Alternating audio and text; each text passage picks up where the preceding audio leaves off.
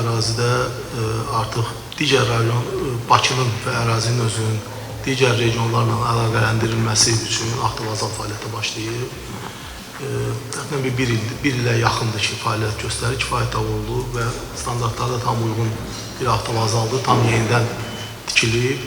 Hal-hazırda 30 istiqamətli avtobuslar hərəkət edir. Gün ərzində 115 reys baş verir. Yəni, regionlardan gələn adamların bura çıxışı hal-hazırda var və biz onları artıracağıq.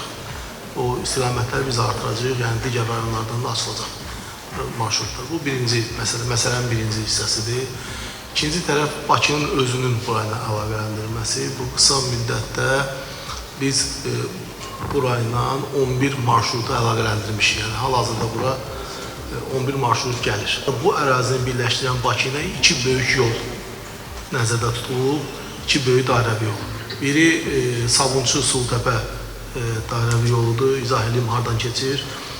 Şor gölünün Balaxanı tərəfindən, yəni şəhər tərəfindən deyil, digər tərəfindən başlayaraq Binəqədi yolunu kəsəcək.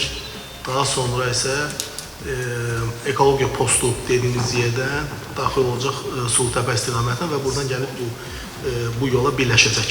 O istiqamətdən yəni axımları gətirə biləcək bura. İkinci Ziya Bünyadov dairəvi 1 yəni dairəvi yoludur.